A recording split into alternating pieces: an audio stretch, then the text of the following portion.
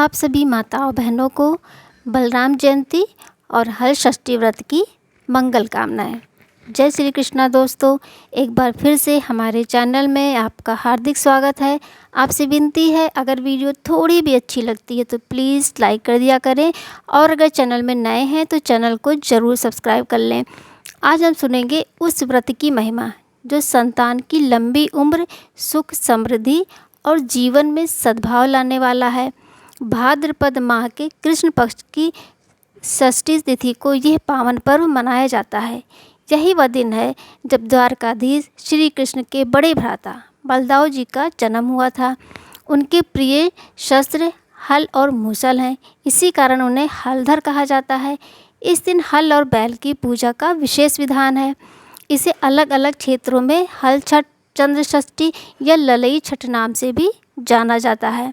कृषि उपकरण बैल और हल का पूजन कर अन्नदाता के श्रम का सम्मान किया जाता है। कहते हैं इस दिन जो माता श्रद्धा से व्रत करती है उसकी संतान पर छठी माता की विशेष कृपा बनी रहती है। आइए जानते हैं 2025 में बलराम जयंती और हल षष्ठी व्रत का समय। साल 2025 में ये पावन पर्व 14 अगस्त गुरुवार को मनाया जाएगा। षष्ठी तिथि आरंभ होगी सुबह 4:24 से, यानी कि 14 अगस्त को, और षष्ठी तिथि समाप्त होगी 15 अगस्त सुबह 2:07 पर। सूर्योदय होगा सुबह 6:06 पर, सूर्यास्त होगा शाम 6:56 पर और चंद्रोदय होगा रात 10:20 पर।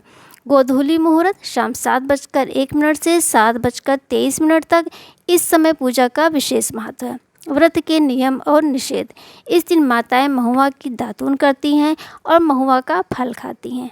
हल से जुते खेत का अन्न और सब्जी वर्जित है। केवल तालाब में उगने वाले खाद्य पदार्थ जैसे तिन्नी का चावल, केमुआ का साग, पसही का चावल ग्रहण किए जाते हैं।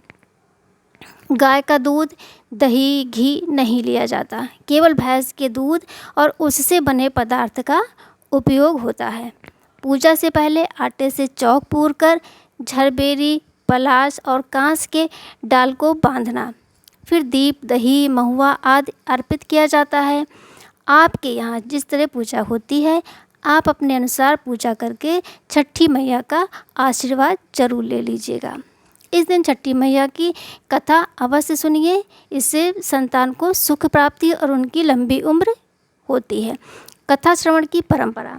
इस दिन 6 कथाएं सुनना और प्रत्येक कथा के पहले हाथ में रखे महुआ व तिन्नी के चावल को रख लें।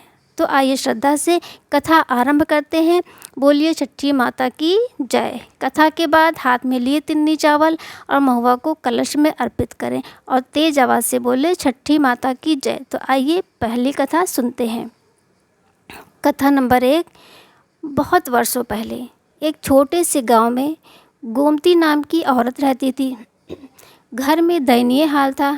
पति कमज़ोर, पेट में भूख और प्यास, उसके पास केवल उसकी छोटी सी बेटी थी। एक दिन गोमती को अचानक प्रसव पीड़ा हुई। बाजार में दही दूध बेचने की ड्यूटी भी उस दिन थी। अगर अभी प्रसव हो गया तो दूध दही बिकने लायक नहीं रहेगा, ये वो सोचने लगी। ये सोचकर उसने दूध दही के घड़े को सर पर रखा और बेचने के लिए चल दी। किंतु कुछ दूर पहुंचने पर ही उसे असहनीय प्रसव पीड़ा होने लगी। वह एक झरबेरी के किनारे गई और वहां पर एक बच्चे को जन्म दिया। वह बच्चे को वहीं पर छोड़कर पास के गांव में दूध दही बेचने चली गई। संयोग से उस दिन हल षष्ठी का व्रत था। गाय भैंस के मिश्रित दूध को केवल भैंस का दूध बताकर उसने सीधे साधे गांव वालों में वह दूध दही बेच दिया। उधर जो झरबेरी के नीचे उसने अपने बच्चे को छोड़ा था, उसके समीप ही एक खेत में किसान हल चला रहा था। अचानक उसके बैल भड़क गए और हल का फल उस बच्चे के शरीर में घुस गया। वो बच्चा वहीं मर गया। इस घटना से किसान बहुत दुखी हुआ और डर कर वहाँ से चला गया। कुछ देर बाद गोमती दूध बेचकर जब वहाँ पर पहुँची, बच्चे की ऐसी हालत देखकर उसे समझते हुए देर नहीं लगी कि यह सब उसके पाप की सज़ा है। वो रोने लगी कि यदि मैंने झूठ बोलकर दूध न बेचा होता और गांव की स्त्रियों का धर्म भ्रष्ट न किया होता तो मेरे बच्चे की यह दशा नहीं होती। अतः मुझे लौटकर सारी बातें गांव वालों को बताकर प्रायश्चित करना चाहिए। ऐसा निश्चय करके वह गांव में पहुंची जहां उसने दूध दही बेचा था। वह गली गली घूमकर अपने करतूत और उसके फलस्वरूप मिले हुए दंड को बताने लगी। तब स्त्रियों ने स्वधर्म रक्षार्थ उस पर दया करके उसे क्षमा कर दिया। गांव की महिलाओं ने कहा, हल छठ माता की कृपा सभी पर रहती है। उन्होंने मिलकर कथा पढ़ी, भजन गाए और बच्चे के ऊपर आशीर्वाद बरसाए। अचानक बच्चे की आंखें खुली, पीड़ा से सूजी हुई झिलमिल आँखों में जीवन लौट आया। ये देखकर वह आश्चर्यचकित रह गई। तभी उसने स्वार्थ के लिए झूठ बोलने को ब्रह्म हत्या के समान पाप समझा और कभी भी झूठ ना बोलने का प्रण लिया और छठी माता से क्षमा मांगी। इस तरह से छठी माता की कृपा से गोमती का बालक पुनः स्वस्थ हो गया। तो बोलिए छठी माता की जय। अब आइए सुनते हैं कथा 2। काशी नगरी में 2 सौतन रहती थी। एक का नाम कमला था तथा दूसरे का नाम सीता था। कमला को कोई संतान नहीं थी, जबकि सीता के 2 पुत्र थे। कमला अपने सौतन के बच्चों को देखकर हमेशा जलती रहती थी और उनके पुत्रों को मारने का जतन ढूंढती रहती थी। एक दिन कमला ने सीता को बुलाकर कहा कि बहन, आज तुम्हारे मायके से कुछ राहगीर मुझे मिले थे। उन्होंने बताया कि तुम्हारे पिताजी बहुत बीमार हैं और वो तुम्हें देखना चाहते हैं। पिता की बीमारी को सुनकर सीता बहुत दुखी हुई। कमला कहने लगी कि बहन, तुम शीघ्र अपने पिता से मिलने जाओ। तुम्हारे आने तक मैं बच्चों का ध्यान रखूंगी। सौतन की बात को सच मानकर अपने पुत्रों को कमला के हाथों में सुरक्षित सौंपकर सीता पिता से मिलने के लिए मायके चली गई। अब कमला बच्चों को मारने का अच्छा मौका जानकर उन दोनों बच्चों को मारकर जंगल में फेंक आई। इधर सीता जब मायके पहुंची तो पिता को स्वस्थ देखकर पिता से अपनी सौतन की कही हुई बात को कहा और कुशल क्षेम पूछा। अब सीता के पिता ने अनहोनी के संदेह से पुत्री को जाने के लिए कहा, किंतु सीता के माता ने कहा कि पुत्री, आज हल छठ माता के व्रत का दिन है, अतः तुम भी पुत्रों की दीर्घायु की कामना करके यह व्रत आज करके कल चली जाना। माता की सलाह मानकर सीता पुत्रों की स्वास्थ्य की कामना से हल छठ माता का व्रत धारण किया। दूसरे दिन अपने घर जाने को निकली। रास्ते में वही जंगल पड़ा और वहाँ अपने बच्चों को खेलते हुए देखकर उनसे पूछा, तुम लोग यहाँ पर कैसे पहुँचे? तब पुत्रों ने बताया कि आपके चले जाने पर हमारी दूसरी माता कमला ने मारकर हमें यहाँ फेंक दिया था। तभी एक दूसरी स्त्री ने हमें फिर से जिंदा कर दिया। अब सीता को समझते हुए देर नहीं लगी कि यह सब छठी माता का ही कृपा से हुआ है और माता की जयकारा लगाते हुए वह घर को गई। घर में सीता के पुत्रों को पुनः जीवित देखकर और माता हल छठ की महिमा को जानकर कमला ने गलती स्वीकार किया और क्षमा मांगने लगी और कमला भी हल छठ माता की व्रत करने लगी। हल छठ माता की कृपा से सभी की संतान दीर्घायु हुए। बोलिए छठी मैया की जय। कथा नंबर 3। एक नगर में राजा ने जनता के लिए बड़ा सा तालाब खुदवाया, लेकिन उसमें पानी नहीं आया। लोग सूखा तालाब देखकर दुखी हुए। खेत सूख रहे थे। जनता का दुख देखकर राजा भी बहुत दुखी हुए।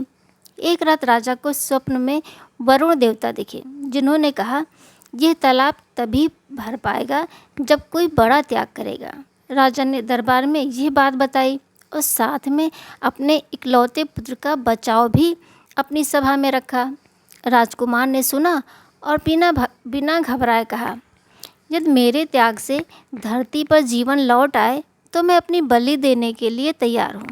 राजकुमार बलि के लिए तालाब में बैठ गया। राजकुमार के बलि से पूरा तालाब पानी से भर गया। राजकुमार की मृत्यु से राजा बहुत दुखी हुए और वन को चले गए। वहाँ पर कुछ स्त्रियाँ पूजा कर रही थीं, जिसे देखकर राजा ने पूछा, यह कौन सी पूजा है और आप लोग ये व्रत क्यों कर रही हो? पूछने पर स्त्रियों ने हल षष्ठी व्रत की संपूर्ण विधि बताई। उसे सुनकर राजा वापस अपने नगर को गया और अपनी रानी के साथ उस व्रत को किया। व्रत के प्रभाव से राजपूत तालाब से जीवित बाहर निकल आया। राजा अपने परिवार सहित हलषष्ठी माता को प्रणाम करते हुए बोला, माता, जैसे आपने मेरे ऊपर कृपा की है वैसे आप संपूर्ण पृथ्वी पर सभी के ऊपर कृपा करना। तो बोलिए छठी मैया की जय। कथा नंबर 4। एक गांव में एक सास और बहू एक साथ रहती थी। उनके घर में बहुत ही गरीबी थी।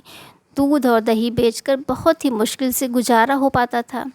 एक दिन जब हलषष्ठी व्रत का दिन आया तो सास अपनी बहू से बोली कि बहू, जाकर दूध और दही बेच कर आ जा, जिससे कुछ पैसे आ जाएं और हम लोग हलषष्ठी व्रत की पूजा कर सके, कुछ सामग्री ला सके।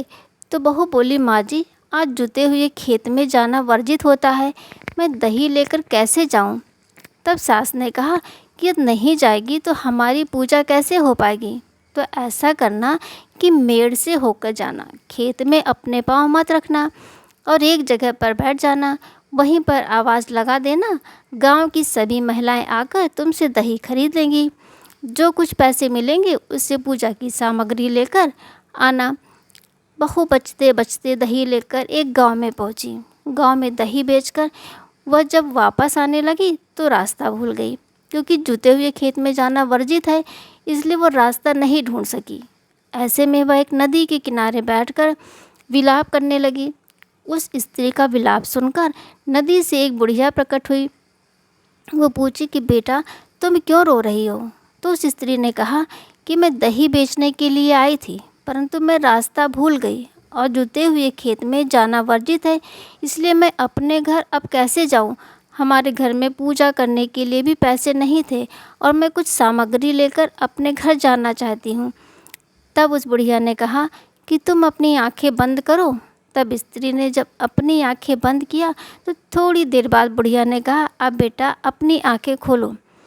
जब उसने अपनी आंखें खोली तो बुढ़िया ने उसे दही की जो मटकी थी उसे पकड़ाते हुए बोली, इसे ले जाकर अपने घर पर खोलना और रास्ता मैं तुम्हें बता देती हूँ, इस तरह से तुम चली जाना। वह स्त्री बुढ़िया माँ को प्रणाम करके अपने घर की ओर चली गई। घर पर जब पहुँची तो सास ने कहा कि कितने पैसे मिले।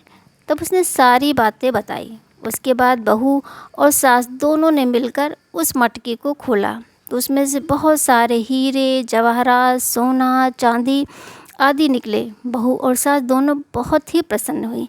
सास ने कहा, बेटा, ये षष्ठी माता की ही कृपा है। वो बुढ़िया कोई और नहीं, षष्ठी माता ही थी। इस प्रकार से सास और बहू ने मिलकर षष्ठी माता का पूजन किया, हलषष्ठी व्रत को धारण किया। गरीबी के कारण वह स्त्री अपने जेठानी के घर नौकरानी का काम करती थी। उस दिन वो काम करने नहीं गई। जब देर हुई तो जेठानी आई और बोली कि क्या बात है, आज तो मेरे घर काम करने क्यों नहीं आई? तब उसने देखा कि उसके घर का पूरा रूप रंग बदला हुआ था, धन धान से वह परिपूर्ण हो चुकी थी। तो बोली, अब मैं आपके घर काम करने नहीं आऊँगी। तब जेठानी ने कहा, तुझे अचानक इतना सारा धन कहाँ से मिल गया? मुझे सारी बातें बता। वो स्त्री बहुत ही निश्चल स्वभाव की थी। वो सारी बातें अपनी जेठानी को बता दी। अब जेठानी ने सोचा कि इसी तरह मैं भी करूँगी तो मुझे भी बहुत सारा धन मिल जाएगा। अगली बार की हलषष्ठी व्रत का वह इंतज़ार करने लगी। जब हलषष्ठी व्रत आया तो वो भी इसी तरह गरीब का रूप धारण करके दही बेचने निकली। उसकी जेठानी ने वही चाल अपनाने की सोची, पर झूठ और लालच से जब उसने मटकी खोली तो घर में सांप बिच्छू निकले। उसका भयानक नाश हुआ और उसे बहुत पछतावा हुआ। उसने अपनी गलती स्वीकार की, माता से क्षमा मांगी और सुधर गई। बोलिए छठी माता की जय। अब आइए सुनते हैं कथा 5। काशी में 2 पड़ोसनें थीं। विमला बहुत दयालु थी और माया बहुत क्रूर थी। विमला जब भी बचा कुचा भोजन रखती, आसपास के भटके हुए कुत्तों को दे देती। माया कठोर हृदय से हमेशा कुत्तों को मारती और उन्हें भगा देती थी। एक दिन माया ने कुत्ते को पीट पीट कर मार दिया। उसका दिल पत्थर बन गया। कुछ समय बाद माया के जन्मे पुत्र हलषष्ठी के दिन ही मर जाते थे। 5 बेटे एक एक करके दुनिया छोड़ गए। माया को इस दुख से बहुत सदमा लगा। वो साधु के पास गई। एक साधु ने कहा कि तुम्हारी क्रूरता का फल है। तुमने जिस कुत्ते को मार दिया था वही तुम्हारे यहाँ जन्म लेकर तुमसे बदला ले रहा है। तब माया ने अपने अपराधों के लिए क्षमा मांगा तो साधु ने कहा कि तुम हल षष्ठी व्रत करो, जिससे तुम्हें दीर्घायु पुत्र की प्राप्ति होगी। साधु की बताई हुई विधि के अनुसार माया ने अगली बार हल षष्ठी व्रत को किया और माता से आशीर्वाद मांगा। हल षष्ठी माता की कृपा से माया ने दीर्घायु संतान को जन्म दिया और प्रसन्नपूर्वक जीवन यापन करने लगी। दूसरी तरफ विमला, जिसने हमेशा दया की, उसी व्रत से उसे दीर्घजीवी पुत्र प्राप्त हुआ। इस कथा से गांव वाले समझ गए दया का बीज जीवन में आशीर्वाद बनकर लौटता है। तो बोलिए छठी माता की जय। अब कथा नंबर 6। एक नगर में बनिया अपनी पत्नी के साथ रहता था। दोनों पति पत्नी स्वभाव से बहुत अच्छे और संस्कारी थे। बनिए की पत्नी गर्भवती होती संतान को जन्म देती थी, किंतु दुर्भाग्यवश उसकी संतानें कुछ समय बाद मर जाती थीं। इस प्रकार एक एक करके बनिए की पत्नी के 6 संतान मृत्यु को प्राप्त हो गए। इस कारण दोनों पति पत्नी बहुत दुखी होकर मरने की इच्छा से घर को छोड़कर वन की ओर चले गए। वहाँ जंगल में एक साधु महाराज से उनकी भेंट हुई तो उन्होंने साधु महाराज से अपना सारा दुख कह सुनाया। साधु ने ध्यान लगाकर देखा कि बनिए की संतानें कहाँ हैं। साधु ध्यान में यम, कुबेर, वरुण, इंद्र आदि लोगों तक ढूंढाए, लेकिन जब वहाँ बनिए के बच्चे नहीं दिखे तो वह साधु ब्रह्मलोक को गए। वहाँ साधु ने बनिए की सारी संतानों को देखकर उन्हें अपने माता पिता के पास वापस लौटने का आग्रह किया। बच्चों ने वापस लौटने से मना करते हुए कहा कि मुनिवर, इससे पहले हम कई बार जन्म ले चुके हैं। हम किस किस माता पिता को याद रखकर उनके पास जाएं। हम जन्म, मृत्यु और गर्भ के चक्कर से अब मुक्त हैं, इसीलिए अब हम वापस नहीं जाना चाहते। यह बात जानकर साधु ने उनसे बनिए को दीर्घजीवी संतान प्राप्ति का उपाय पूछा। तब उन आत्माओं ने कहा कि यदि बनिया और उसकी पत्नी माता हल षष्ठी का व्रत रखकर पूजन कथा श्रवण करें, अपने पुत्र को व्रत के बाद जल से भीगा कपड़ा अर्थात पोछा लगाएं, तो उनका वह बालक दीर्घजीवी होगा। उन आत्माओं से इस प्रकार सुनकर साधु ध्यान से वापस आकर बनिए से हल षष्ठी व्रत की कथा, नियम आदि के बारे में बताते हैं। साधु से इस विधि विधान को सुनकर दोनों पति पत्नी घर को गए। समय बीतने पर जब हल षष्ठी व्रत का दिन आया तो उन दोनों पति पत्नी ने व्रत रखा और संतान प्राप्ति का वर मांगा। माता हल षष्ठी की व्रत कृपा से अब बनिए की पत्नी गर्भवती हुई और उसने एक सुंदर स्वस्थ संतान को जन्म दिया। अगले व्रत पर उन्होंने साधु के बताए अनुसार अपने पुत्र को पोछा मारा। माता की कृपा से अब उनकी संतान दीर्घायु रहने लगी। बनिए का परिवार हंसी खुशी अपनी संतानों के साथ जीवन यापन करने लगा। तो बोलिए छठी माता की जय। तो दोस्तों, हल छठ का ये पावन व्रत केवल एक पूजा पाठ का दिन नहीं, बल्कि मातृत्व, संतान सुख और परिवार की मंगल कामना का अद्भुत उत्सव है। 6 कथाओं में हमें यह सीख मिलती है कि सच्ची भक्ति, व्रत की निष्ठा और भगवान श्री कृष्ण के साथ माता हल छठी का स्मरण संतान के जीवन में सुख, स्वास्थ्य और समृद्धि लाता है। आज भी गांव-गांव में माताएं इस व्रत को श्रद्धा और विश्वास से करती हैं, बिना हल का अन्न खाए, और अपने बच्चों को दीर्घायु होने की मनोकामना करती हैं। याद रखिए, व्रत का सार केवल विधि विधान में नहीं, बल्कि प्रेम, त्याग और आशीर्वाद की भावना में है। तो ये थी आज की कहानी और विधि विधान से पूजा। जय माता हल छठी माता, जय श्री कृष्णा।